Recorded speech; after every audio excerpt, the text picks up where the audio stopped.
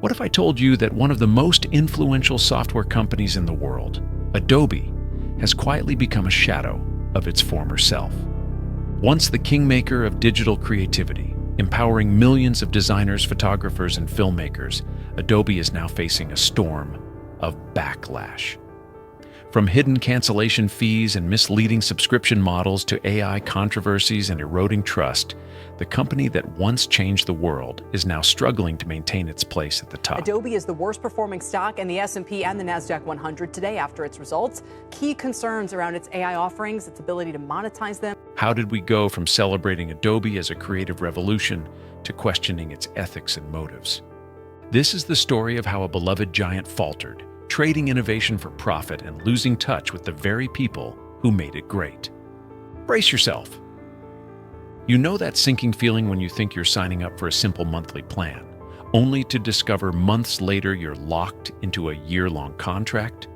That right there is the trap Adobe set with its annual paid monthly subscription, and one of the biggest reasons they might just be on the verge of collapse. I mean, you have to admit that burying an early termination fee deep in fine print, or perhaps hidden under a tiny icon or hover text, is kind of diabolical. And if customers decide to cancel after the 14-day grace period, they're instantly hit with a fee equaling 50% of the remaining payments. Imagine quitting in month 9 and still paying for the final 3 months. That would frustrate anyone. Now, this wasn't just a slick marketing tactic. It has now triggered high-level legal heat.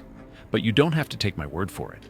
In June 2024, the FTC and DOJ charged Adobe with deceptive practices, pushing customers toward these subscriptions while hiding the heavy cancellation costs and erecting frustrating barriers like dropped calls, endless chat loops, and misdirection until people gave up trying to cancel.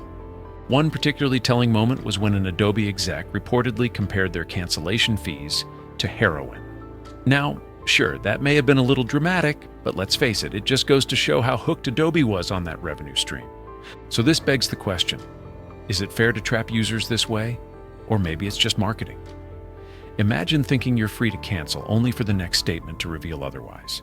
That sense of betrayal fuels anger across creative communities. Why do they have to rely on these kind of sneaky tricks to get people to... Well, it's official. I have severed all ties with Adobe. And spawns lawsuits and regulators' attention. Consumers vent on forums, share horror stories of surprise charges, and sometimes reverse charges through banks after getting ghosted by support. This frustration compounds when you consider Adobe's aggressive shift. They pulled the plug on perpetual licenses after 2013 and forced every tool under the Creative Cloud subscription umbrella. Want Photoshop or Illustrator? You either pay monthly with commitment or cough up the full annual price. No owned licenses anymore. Many creatives feel like they're paying more for less. Updates feel slower, improvements less impressive, and that $60 a month all-app bundle? Users admit it's overkill. So, why are they forced in? And let's not forget the rise of enterprise-first priorities. Adobe has pivoted hard towards serving big corporate customers, building features and pricing for agencies and Fortune 500s. Meanwhile, individual creatives, designers, illustrators, journalists feel like they're getting left behind, with tools that no longer reflect their needs and support that response slowly, if at all. It leaves many wondering, how did we get here in the first place? Well, let's start from the beginning. Let's step back, far before the lawsuits and frustration, to a time when Adobe wasn't a corporate monolith, but a rebel startup with an idea that would change the creative world forever. It's December 1982. Two brilliant engineers, John Warnock and Charles Geschke, have just walked away from Xerox PARC, one of the most advanced research centers of the era. Xerox had world-shifting innovations sitting on their desks. Think the graphical user interface, the mouse, but they didn't know what to do with them. Warnock and Geschke did. They left to build something transformative, a way for computers and printers to talk to each other in a language that preserved every curve, line, and dot with mathematical perfection. That language was PostScript. At the time, PostScript might have sounded like something only a software engineer could love. But what it unlocked, that was magic. PostScript allowed precise control of fonts and layouts, which in turn enabled the birth of desktop publishing. Before Adobe putting out a high-quality brochure or magazine, meant dealing with expensive equipment, specialists, and traditional printers. With PostScript and a personal computer, you could do it from a home office. This was the spark that set fire to a revolution. The real breakthrough came in 1985 when Adobe licensed PostScript to Apple, which was working on the Macintosh and the LaserWriter printer. Suddenly, anyone, from journalists to designers, could create professional-level layouts on their own machines. Imagine being a young magazine editor or a graphic designer in the late 80s, watching the old publishing system crumble under the weight of this new wave of tools. That feeling?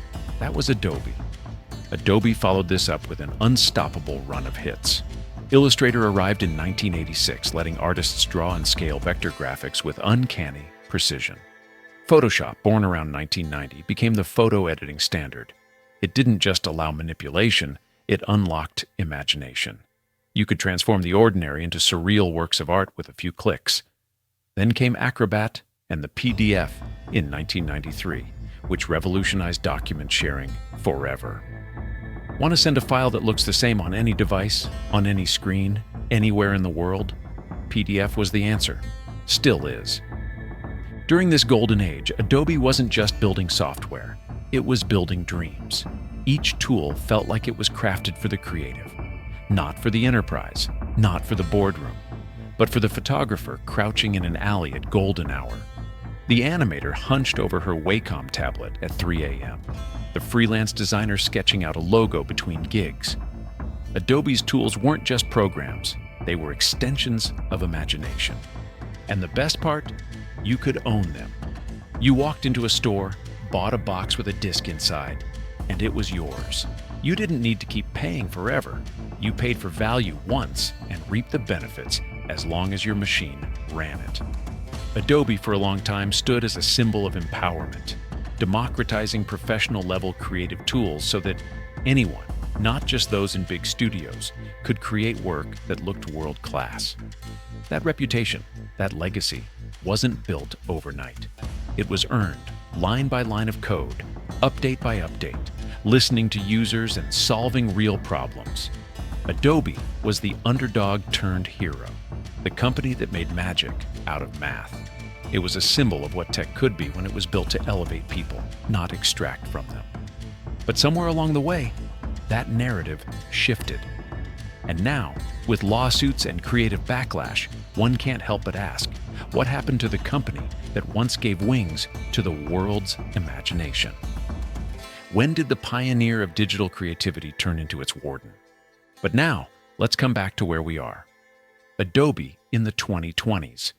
The company that once empowered creators now finds itself entangled in controversy, lawsuits, and a growing wave of disillusionment.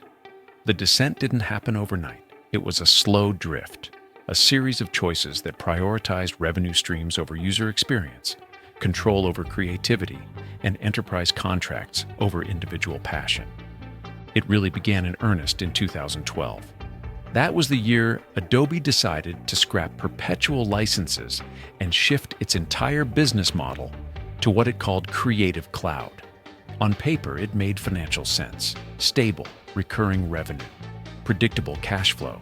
But for users, it was the beginning of what felt like a betrayal. Suddenly, instead of owning Photoshop or Illustrator, users were renting them. Month after month, year after year, they were required to keep paying just to maintain access to tools they used to purchase outright. The response was immediate and deeply emotional. Many creators felt Adobe had flipped the table on them.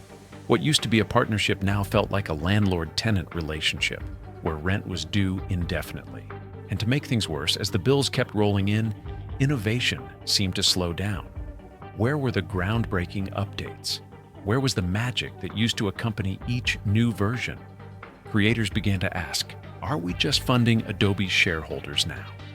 That question only got louder with the February 2024 update to Adobe's terms of service. Buried in the legalese were new clauses that gave Adobe expansive rights to access, scan, and process user-uploaded content stored in the cloud. Whether it was automated or manual, done by humans or AI, it didn't sit well with users. After all, creatives aren't just storing files. They're storing dreams, passion projects, client work, sometimes under strict NDAs. The idea that Adobe could scan these files for any purpose sent a chill through the creative community. The backlash was swift and fierce, forcing Adobe to issue clarifications and minor changes. But the damage was already done. Trust is hard to earn and easy to lose, and Adobe had lost a lot of it. And then there's AI, that hot, glowing buzzword of the modern era. Adobe jumped in, of course, launching tools like Firefly and building AI into Creative Cloud. But what raised eyebrows wasn't just what Adobe was doing.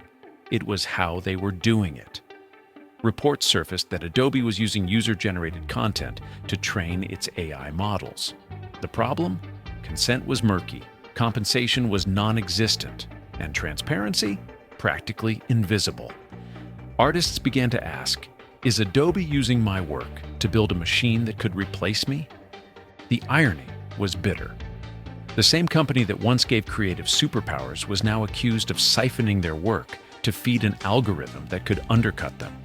It didn't help that Adobe had acquired stock content libraries like Fotolia, full of images and assets submitted by creators, many of whom now realize their work might be part of AI datasets without their knowledge. All of this culminated in a deeper erosion of customer trust. Frustrations with deceptive cancellation practices, particularly Adobe's hidden early termination fees, boiled over into official complaints. The U.S. Federal Trade Commission took notice. In June 2024, Adobe found itself under federal scrutiny for allegedly misleading consumers and making it intentionally difficult to cancel subscriptions. Take Adobe, for example. The US government is suing this company for deceiving customers and making it very hard for them to cancel the subscription. Customers shared horror stories, being bounced from chat rep to chat rep, dealing with dropped calls, watching charges continue after they'd attempted to cancel, and then being hit with a fee for leaving early. A fee that was often hidden in fine print. It felt less like a software company and more like a gym membership scam. What stings even more is the feeling of abandonment. Adobe, once the champion of the individual creative, now seems laser-focused on enterprise clients and big institutional contracts. Prices continue to rise, features often feel half-baked, and the average freelancer or student is left wondering, does Adobe even care about me anymore? And that's the heart of it, isn't it? This isn't just about software or subscriptions, it's about trust, about respect, about a company that used to serve the dreamers, now treating them like data points. The downfall of Adobe isn't dramatic like a stock market crash. It's more insidious. It's the slow, steady breaking of a bond between a company and its users. One hidden clause, one AI model, one uncancelable subscription at a time. So here we are. The creative giant still stands, but its shadow is darker than it used to be. And many are starting to wonder, is it time to look for the next Adobe, the next company that will rise not by locking people in, but by lifting them up? What do you think about all of these? Will Adobe fall, or is a comeback even possible? Let us know in the comments, and if you enjoyed this video, because the next one would knock your socks off.